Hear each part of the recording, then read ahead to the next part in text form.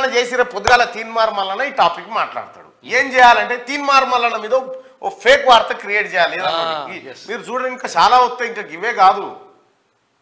నిన్న TRS party social media ఇంక వాళ్ళకు ఇంకేం పని లేదు కదా, బాపుని జోకే పని అయితే అయిపోయింది.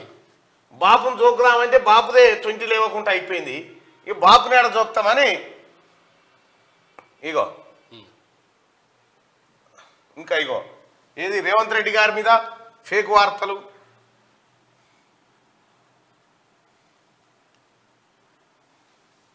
ఉందా? ఇగో కాంగ్రెస్ గ్యారంటీలతో నాకు సంబంధం లేదని రేవంత్ రెడ్డి గారు చెప్పిండట. చూడిగా ఇగో వే2 న్యూస్ అనేటువంటి దాన్ని మార్ఫింగ్ చేసి దాని కింద మ్యాటర్ వేసి మొత్తం ఏది సలీం షేక్ ఉన్నాడు కదా, ఇదే డ్రామారావు, ఈ డ్రామారావు బ్యాచ్ ఇది.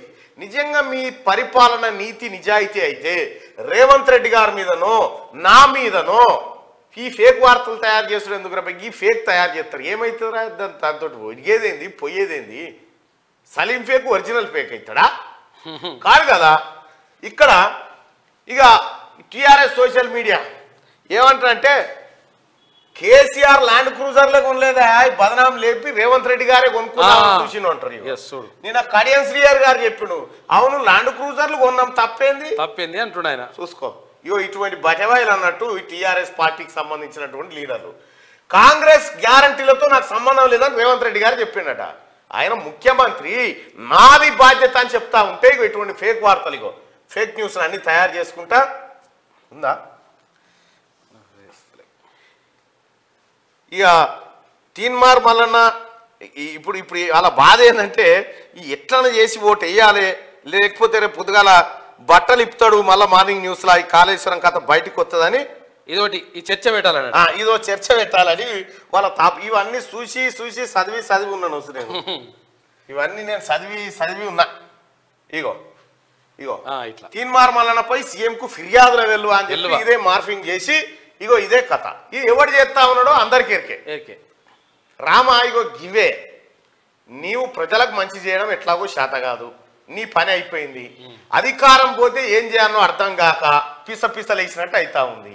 తీన్మార్ మల్లన్నపై సీఎంకు ఫిర్యాదుల వెళ్ళవనట. ఎవర్రా చేసినాడు? ఒకరిని చూపి లంగ కథలు కాకపోతే ఏంటి ఇవి? ఒకరిని చూపిరా.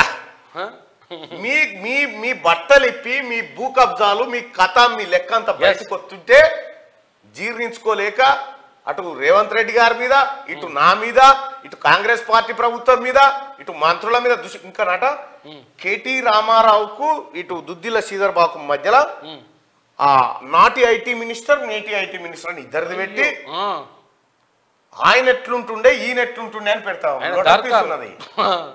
అందుకే కేటీఆర్ది ఈయన ఐటీ పితామహుడు లెక్క. ఎవరు? కేటీ రామారావు ఐటీ పితామహుడు అన్నట్టుగా, ఐటీ ఆయన పుట్టినాకనే కంప్యూటర్ పుట్టింది అన్నట్టుగా. ఇక బంద్ చేయమని రామారావు సిగ్గు అనిపిస్తుంది అది చూస్తూ ఉంటే, నీ వ్యవహారం చూస్తూ ఉంటే. ఐటీకి ఈయననే అంగులాగేసినట్టుగా. మీరు ఎన్ని కథలు పడ్డా మీ పని అయిపోయింది, మీ దుకాణం ఒడిచిపోయింది.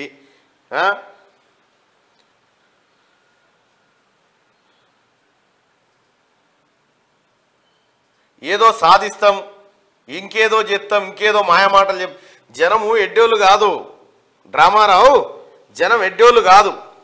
ఇగో గతంలో నేను టీఆర్ఎస్ పార్టీలో చేరినట్టుగా ఇట్లా మార్పు కరెక్ట్ ఏదన్నా పెద్ద అంశం రేపు పొద్దుగాలు ఎత్తుతాడు అనుకున్నాగానే ఓటేస్తారు. ఎన్నికల ప్రచారం ఉన్నప్పుడు ఇంకా చాలా వస్తాయి ప్రజలారా. సుదర్శన్ వెళ్ళిపోతుంది అవుట్ అని వెళ్ళిపోయిందని ఊరిని అమ్మ మీరు ఇటువంటి మార్ఫింగ్లే ఇటువంటి కథలే.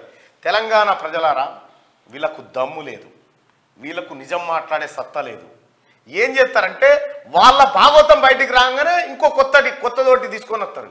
మేము గవిటంట పడము, గవిటి చేయము, లైట్ తీసుకుంటారు, చాలా లైట్ మాకు చాలా రైటు, మాకు చాలా మీ భాగవతం అయితే మిమ్మల్ని ఒక్కరిని కూడా అవినీతి చేసి ఇక ఇది చేస్తే కేసీఆర్ గురించి తక్కువ కేసీఆర్ గురించి కాదు మేడిగడ్డ మాట్లాడదాం. నేను చెప్పలే ప్రజలారా, 2016 నుంచి మొత్తుకుంటున్నా, ఇది ఉత్తదే రాదు, ఇది మనల్ని కాపాడది, దీన్నే మనం కాపాడాలని చెప్పిన. ఏమైంది? ఏది నీ మేడిగడ్డ అన్నారం పంపులు ఎందుకు మునిగినాయి? సుందిళ్ళ పంపులు ఏమైపోయినాయి? మేడిగడ్డ ఎందుకు దశకిపోయింది? 11,000 కోట్ల రూపాయల ఎత్తిపోతాందుకు 11,000 కోట్ల రూపాయలు ఈ 93,000 ఎకరాలకు 11,000 కోట్ల రూపాయలు తీసుకొచ్చి 93,000 ఎకరాల రైతులకు ఇస్తే కోటీశ్వర్లు అవుతారు. మంచిగా కోటీశ్వర్లే. ఎకరం బారబెడతాందుకు ప్రజలారా, ఎకరం కాళేశ్వరం నీళ్ళతోని పారబెట్టుడు కంటే బిస్లరీ వాటర్తో పారబెట్టుడే అగ్వా. ఎకరం నీళ్లు ఎకరానికి నీళ్లు వారబెట్టాలంటే కేసీఆర్ కట్టిన ప్రాజెక్ట్ నుంచి కరెంటు బిల్లు ఎంత అవుతుంది ఎరికైనా 47,000 రూపాయలు సోడిగా ఎకరం బారబెడతానుకు. 47,000 రూపాయల కరెంటు బిల్లు, 1 కోటి రూపాయలు దానికి కట్టుతందుకు మళ్ళా ఏడాదికి 13,000 కోట్ల మెయింటెనెన్స్.